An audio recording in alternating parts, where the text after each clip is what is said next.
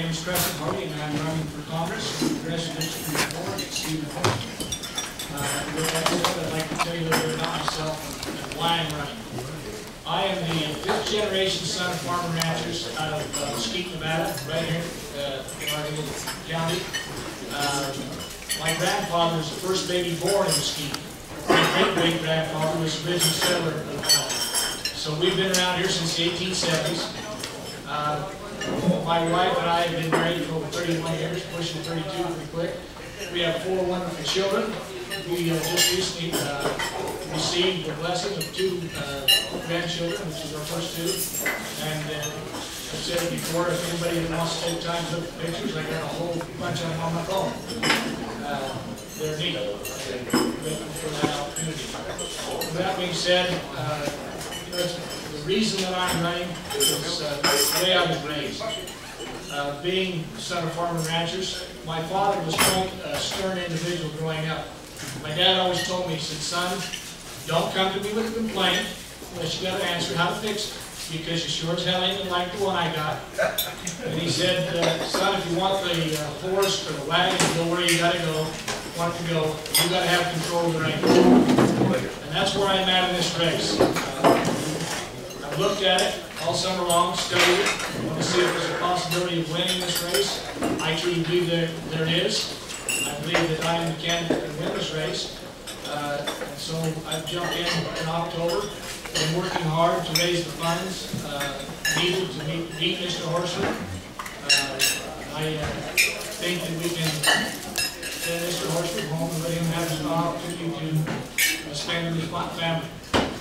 With that said, one of my top priorities, first I'd like to talk about my first goal, I guess, as a future congressman and being elected in the future. I want you to know that I will have absolutely the best congressional constituent outreach program anywhere in the state. That's my goal, is to make sure that I stay in touch with the people that represent me, that vote me into place. That is my first goal. As a priority and the things that I'd like to accomplish, the number one priority that I have is jobs in the economy. If we don't get job creation back in order, job creation is an essential element in making sure that we get this stagnant economy on food again. As a business person, an employers will not invest in expanding their existing businesses or starting new ones, as long as there's high taxes, continued government overburdens and regulations, and unfunded mandates. It makes it impossible for them to continue to gamble. Being a business person is a gamble. Congress essentially has never been a job creator. But what the federal government can and should be doing is creating an environment where those employers feel the security of expanding that existing business. People feel that they have the opportunity to maybe start up a business, and those should be promoted.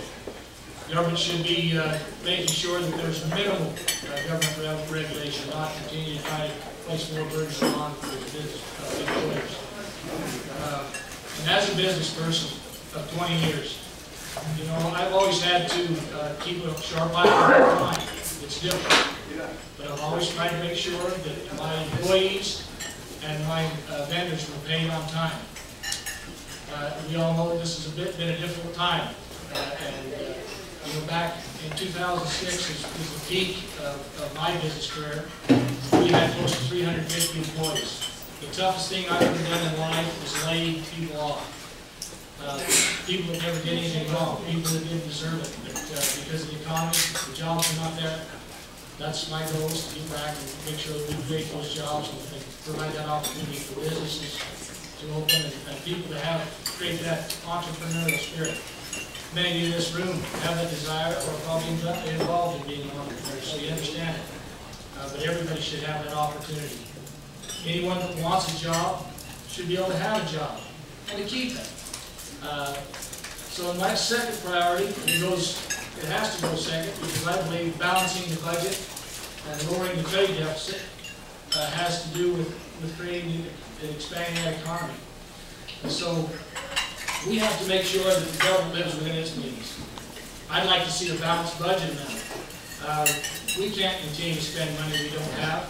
It doesn't work, folks. There's no way it can. So I like to make things short and sweet and leave things up to the questions that you have. So I'm not a big, expansive talker. So with that, I'll turn the time over to you to start asking questions.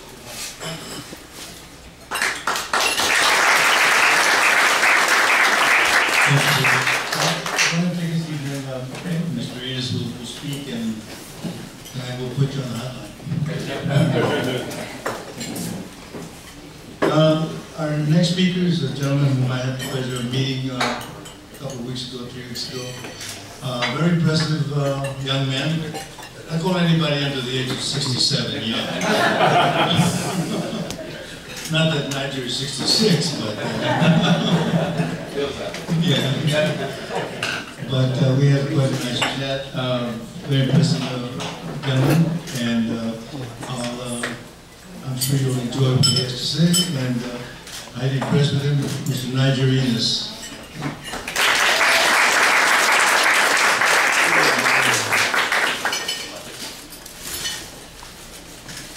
Well, it's a real pleasure to be here. Actually, Hispanic, thank you for inviting me for Hispanics in Politics is one of our more important Hispanic organizations, the oldest political organization in the state. And it's a real pleasure to address this audience. Tell you a little bit about myself. My name is Hardy and Innis. I'm a 7th generation Nevada. Just kidding.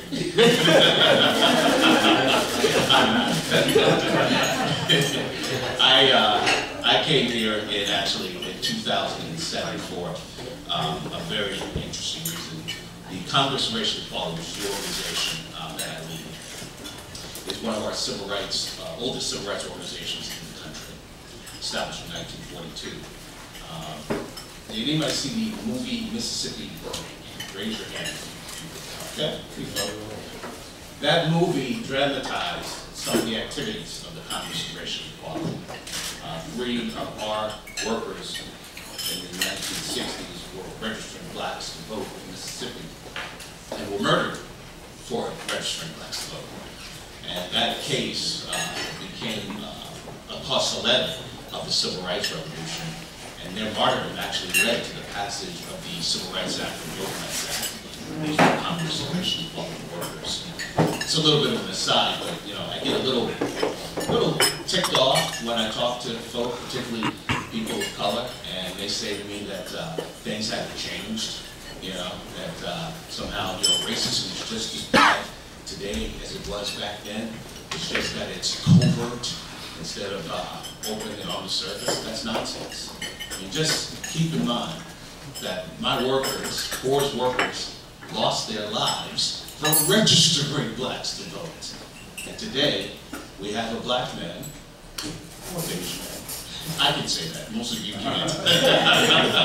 But certainly an African American in the White House. Our country's changed dramatically, and it's due to work, not me, I'm not that old, but due to organizations like CORE and the NAACP, and a variety, and a wonderful coalition of blacks, Latinos, and whites that changed this country forever. Well, back to why I came here to Nevada. I came here because one of the CORE's programs was a coalition that we built called the Affordable Power Alliance. And it was established, I might have been with CORE and some other civil rights groups, senior citizens advocates, the Black Chamber of Commerce, some various local Latino chambers of commerce, and the, at that time, 16 million strong National Hispanic Christian Leadership Conference headed by Sam Rodriguez. And we came together because this was around 2007, 2008, because we felt, and energy was a big issue at that time. If you recall, gas prices were going through the roof. Gas, in some parts of the country, gas was approaching $5 a gallon. And there was a raging debate about energy and the environment. And a few of us, representing vulnerable consumers, said, it's not enough to have a debate on energy where you had at one end of the table environmentalists, and at the other end of the table, big industry representing energy interests. That there needed to be a seat at the table for consumers, and in particular for vulnerable, economically vulnerable consumers that get impacted by high energy bills. And so this coalition, as you might expect, we got a lot of invitations. We testified before Congress, we testified before various state legislatures all across the country, most of them out west. I traveled to the Dakotas. In fact, right in the beginning of the shale oil and natural gas revolution, traveled to the Dakotas, to Montana, to Texas several times over. I say, I'm originally from Harlem, New York. And I started to recognize downtown Salt Lake City so much, I was embarrassed. But I was in Salt Lake City so often that I could actually recognize it because of the number of times I had been there. But the response by folk all across the country to this coalition and to the issues that we were raising were so powerful that people wanted to start up Affordable Power Alliance chapters. They wanted to support the kinds of activities that we were doing. So we decided, instead of bouncing from New York to out west, New York to Salt Lake, New York to Montana, New York to the Dakotas, decided to establish a Western Regional Headquarters. And we had some affiliates out here already in North Las Vegas, and we established our office here in 2007, close of 2007, beginning of 2008. Well, I suppose a good leader, Brandon, how much time do I have? So I'll talk quick. I suppose if you're an organization that responds to your constituents, you may come to a particular region or a particular community with your own agenda, but your constituents determine your agenda. And when we got here, and my executive director, Connie Miranda, is here, thank you for joining us, Connie. But when we got here, we were focused on energy and a variety of other programs, but immigration quickly became an issue within the Congress of Racial Equality. We would get calls from a variety of people from the community in North Las Vegas saying, my family is about to be deported, can you help me here? Or we would have folk that were citizens but wanted to brush up on their English, or folk that just wanted to become citizens and they were permanent residents. So we started a program that we had actually had in New York called Join America. I label it our comprehensive assimilation or integration program. Because what we do in that program, I'm going to wrap up here. Hopefully we'll have an opportunity to get some Q&A so I can go over some of my platform. But just very briefly, the Join America program, we teach English, we teach about the Constitution, we teach about the Bill of Rights, and that the Bill of Rights are individuals' ultimate insurance policy against a potential tyrannical federal government. Potential. We don't say the black helicopters are coming, but we say the founders who broke away from the British Empire wanted to make sure that when they founded a government based on a constitution, that individuals and individual states would have certain protections. And that if folk within our class were to become American citizens, that Bill of Rights, those Bill of Rights are their ultimate insurance policy and protection. And I must tell you, very briefly, I don't get into more on this in the Q&A, that program it's a pretty fabulous program. In fact, our director of the program, Jackie Ramos, hi Jackie, I see that she's here. Thank you for coming this year. It's a wonderful program because we not only help folk that are here legally and permanent residents and want to become citizens, I humbly say we help them to become good citizens. These are folk who come here and have such an optimism about the country. I tell you, when I see our graduates graduate and eventually become citizens, it thrills me. Their enthusiasm. They look at this country, our country, and they see the glass as 75% full. Whereas, unfortunately, many of us that are born here and raised here, we focus on the 25% that's empty. So, yes, we help the community, but quite frankly, I think kind of you would agree, they help us too. They reinvigorate our own patriotism. A couple of Republicans came to me and said, Nigel, do you make a bunch of Republicans in your program? I said, no. I said, I make patriots. And if the Republican Party can earn their support and their membership, then they deserve it. If the Republican Party can't, then they don't. But I got 1 minute. Okay. Actually, this is a good way for me to wrap up. We can go to Q&A. Thank you all.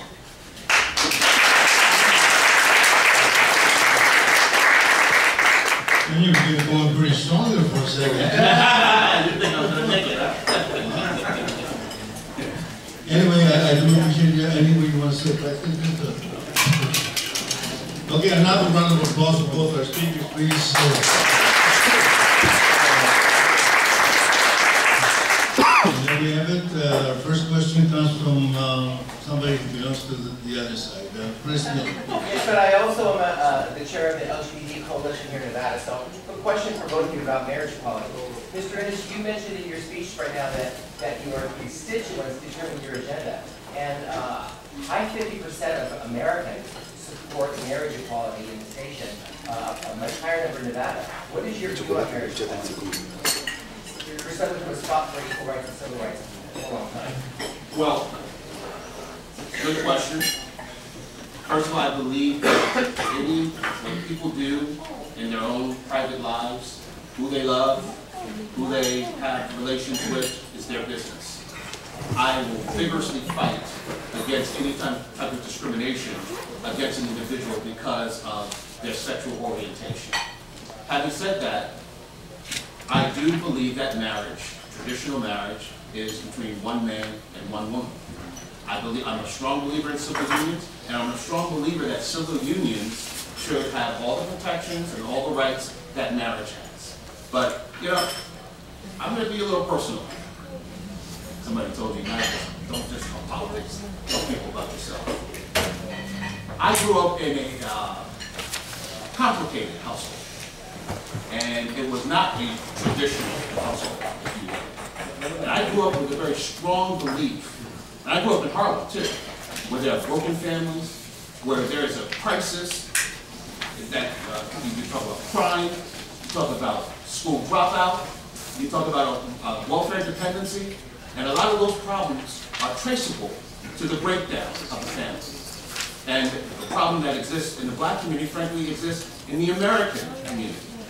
So family and the promotion of the nuclear family, as traditionally known, one man and one woman, is something that is particularly important to me. And I believe that's what it is. But in terms of equality, individual to individual, I will fight for a person's equality and not be discriminated against because of choices they make with their regarding their own orientation. I am in favor of marriage being promoted as one man and woman. Mr. Hardy, you voted against J.R. 13? Can you answer? Yes. Yes, I voted against the same-sex marriage and will continue to do so. The reason being is I believe, because that's the way I was brought up, in marriage between man and woman. I was also taught to love everyone, regardless. And I do that. I practice that to the best of my ability. But I do believe that children should be brought up with the father and the mother. And those are my religious beliefs. I will continue to support that. For me to vote for something different than those beliefs that I have would be to deny the same God that I believe in. So that's where I stand on that issue. We love the individual, but the act I can't support. And I will continue to vote that way. But I will support the laws of the land. That's also the way I was brought up also. If the Nevada decides it has a change of heart between that, I will support the laws, how they're defined. That's why I'm here. Thank you, sir. Thank you.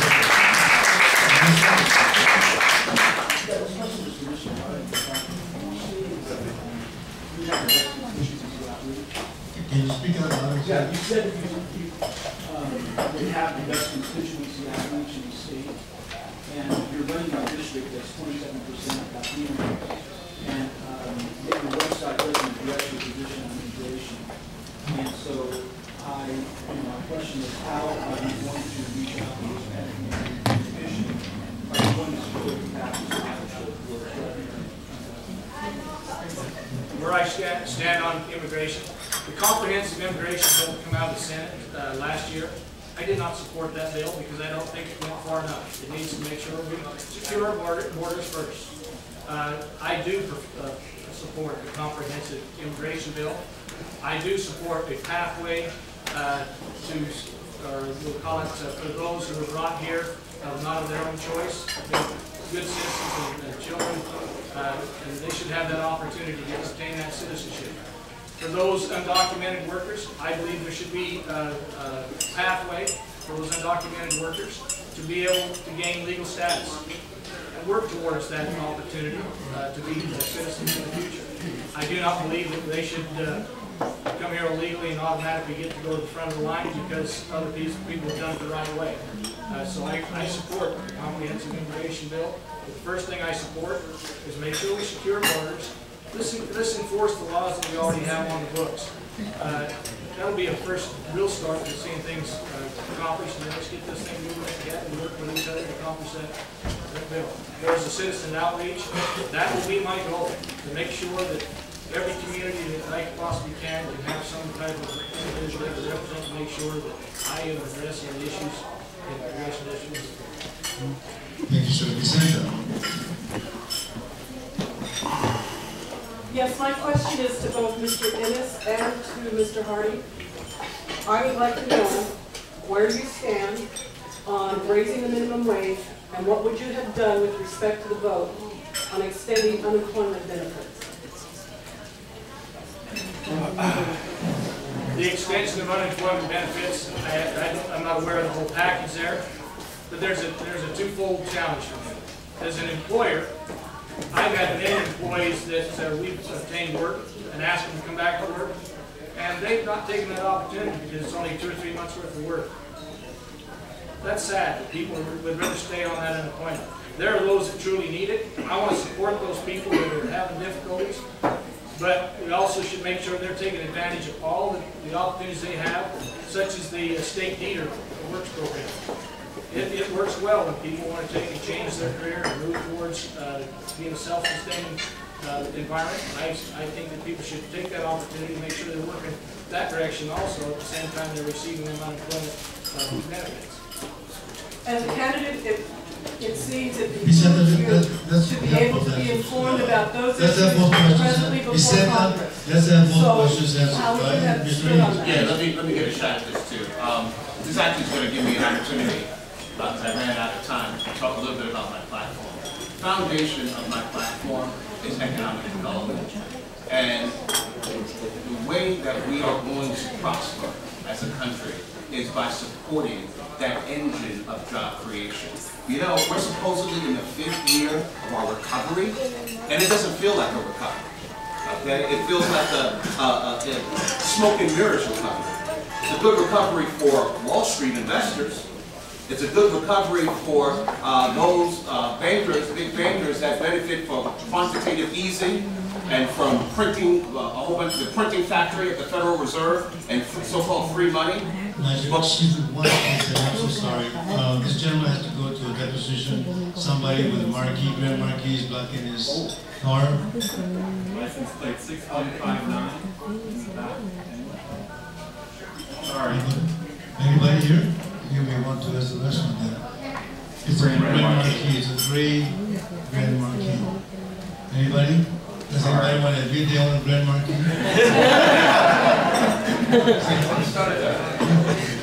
Yeah, so it does not feel like a real recovery. The American people are suffering right now. Rank and file Americans are suffering. The rich or the elites in Washington, D.C. are not. But the American people are. And it's because jobs are not being created. And the engine of jobs and growth of our economy in a real sustainable way are small businesses. So what I would do when I go to Washington, what I'm going to do when I go to Washington, is examine every single regulation and request for taxation and ask a fundamental question. How is it going to impact small businesses like the small business we're in today? Far too many restaurateurs like Donna Marie who makes famous tamales, instead of thinking about getting a chef or getting waiters and waitresses and a bartender. They're worried about getting an accountant and a good lawyer to make sure that they can comply with all the regulations and deal with all the taxation that they have to deal with. Now I'll get specifically to the minimum wage. The problem with the minimum wage, and I'm not necessarily against raising the minimum wage. In fact, I would be open to indexing the minimum wage so that we're not having this fight every 2 years. Index the minimum wage to inflation. That's not going to solve the problem. Okay, the fact is that you've got a lot of small businesses that would have to make hard choices and fire some folk if the minimum wage is raised. Now, that's cutting off your nose to spite your face. So I would establish a flexible minimum wage so that small businesses, in certain circumstances, could be waived from being forced to the rise in the minimum wage. You know, CBO just came out recently and said that I think 500,000 jobs will be lost if the minimum wage goes up to $10. Well, guess what those jobs are going to be? It's not going to be on Wall Street. It's going to be small businesses like this that provide jobs and communities opportunity. And very, very quickly, on unemployment insurance extension, look, I know people are suffering, and I'm very sympathetic to that. But the ultimate resolution to someone who is unemployed is not more unemployment insurance. It's a job. It's a job. So what I would have done is I would have said, all right, fine. I can vote for an extension of unemployment insurance, but I want some waivers on some of these crippling taxes and regulations that are suffocating small businesses like Obamacare. 30 seconds. Like Obamacare. And I want a waiver for these small businesses that I know are going to be the ultimate solution to the economic problems that we have, not extension of unemployment insurance.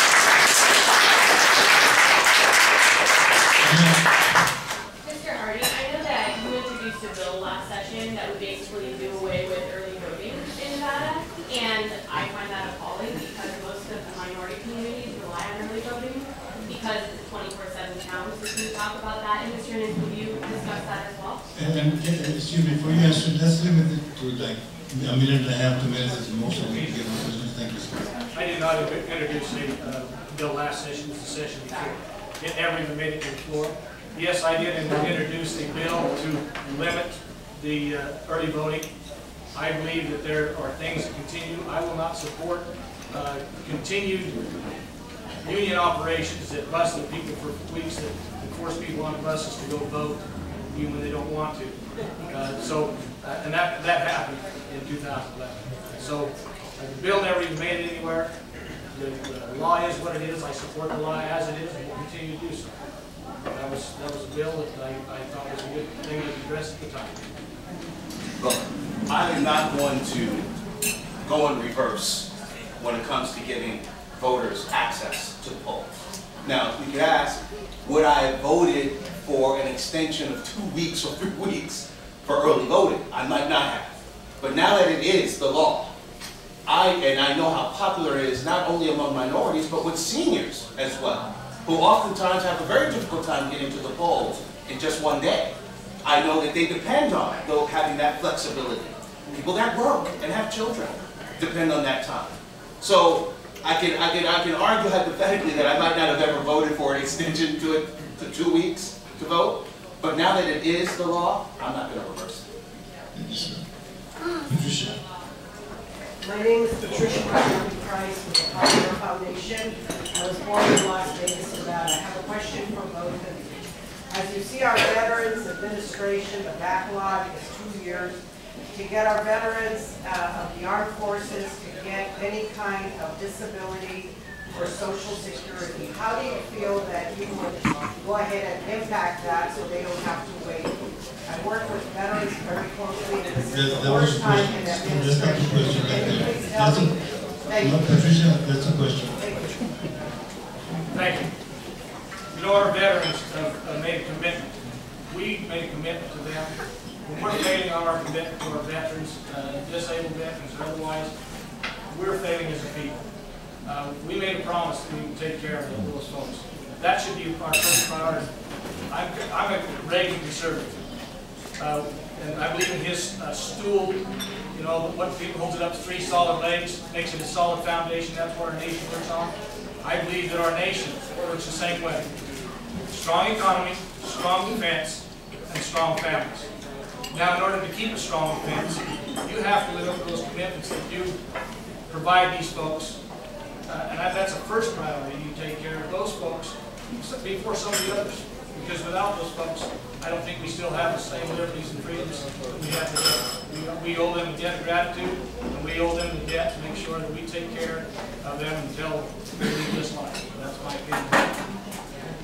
You know, with bureaucracies, we've got to be more creative. You know, sometimes bureaucracies exist. The reason that they came to fruition was a good reason, but over time, these bureaucracies, I'm not talking about the Veterans Administration, their agenda and goal is rock solid and sterling. But sometimes these bureaucracies exist to exist, you know, and people work there, just keep their job, and then forget why they're there.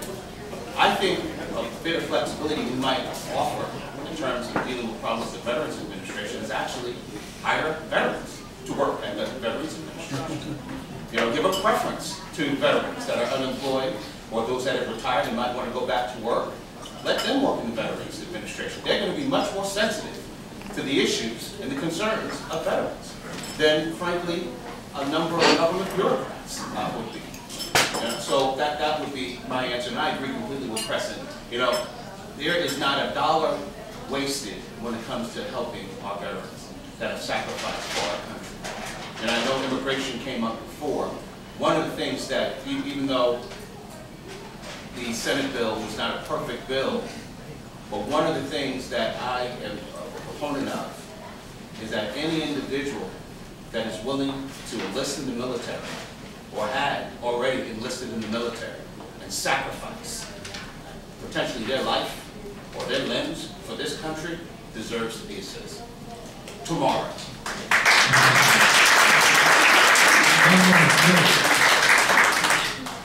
Yes, Joe Hernandez. We come to St. Louis, listen to a lot of people talk. I have not heard any compelling reasons why either of you should be elected. Tell me what you're going to do any different or better than Horsford, and how are you going to do it? That's a Republican asking the question. You know, Stephen has done some good things, I think, for his district or constituents. But he's continually followed the vote with Pelosi, Reid, and Obama. I believe that their policies are taking us down, and we're teetering on the edge of fiscal ruin. The policies that I want to work with, to show you how to get jobs going again, is creating that environment for folks to be able to feel like they're secure. Businesses have to feel secure about what's going to happen in the future in order to invest in dollars. So before they can invest in business and create jobs, they have to have that security. So those issues that I spoke of before, make sure that taxes are low, that the unfunded mandates, the overburden regulations are all kept to a minimum, are things that are promoted. They're not easy, but they need to be done. And then the debt. People are terrified of this debt, I believe. It's time for it to stop. We've got to stop raising the debt ceiling. It's not a short-term or a long-term solution to anything. I know what debt's like. If you've read about it, I went through a Chapter 11 reform. But my partner and I did what we thought was the right way to do things. That's reorganization. We kept people employed during that. And now we're paying our bills back. Everybody's going to get 100% of their dollars back in this process, and we're ahead of schedule on that. I don't think the government's in the situation they can do the same thing, because they're working off our tax dollars. They're going to have to hit us with it to get it. So those are the kind of things we're going to get jobs going in, so we can help afford the things that we desire in this nation. Preston's right. Horsford is part of the Obama, Reid, Pelosi, Democrat machine. The fact is, and he's also right, Preston is also right, that our country is on the brink of bankruptcy, is on the brink of economic ruin, which is going to impact our national security and obviously our economy. And we have to do something about that. But that problem did not start with Obama, Pelosi, and Reid. I'm a Republican and I'm a loyal Republican. The fact is, government grew under George Bush too. I am not a politician. I'm a leader. And I'm going to bring those leadership skills, and I don't owe anything to anybody, except for my dad and my mom. I'm going to be an independent voice for my constituents of CD4. I'm clearly not the favorite of the Republican establishment here in Nevada, so I don't owe them anything. And when I win, then I will owe my constituents. Not the power, the special elites, not the lobbyists, not the crony capitalists in Carson City or Washington, D.C., but my constituents. That's the fundamental difference between myself and the politics as usual. That's the difference between myself and Stephen Horsford. Thank you. I wish you to take. Adrian, is it a short one? Yeah. Okay, my question is just for Mr. Hardy. You indicated how the government needs to maintain national security. I agree. I just want to know how you Ron. In 30 words or less. No, You know, in the state, we try to fulfill the obligation to take care of those welfare needs and other issues that are out there for the people. But because of federal regulations, you know, our people in DHHS cannot ask certain questions because we could lose all of our funding. That needs to stop. That's one of the things. If we can ask the right questions, and somebody pulls up in front of a welfare district in a big fancy Escalade, do you think they need welfare at that time? Have they exhausted all the resources to make? You know, I believe what the founding fathers said. We're entitled to equal rights, not equal things. So this spread distribution of wealth, I'm definitely against it. I worked hard to be where I'm at. I've been blessed with the opportunity to do so. I live in this nation and in this wonderful state. I want my children to have that same opportunity to continue to prosper. And I want to see that I have 6th, 7th, 8th, 9th, and 10th generation here in the future. I'm not so sure we're getting that yet. let's have a big round of applause, please.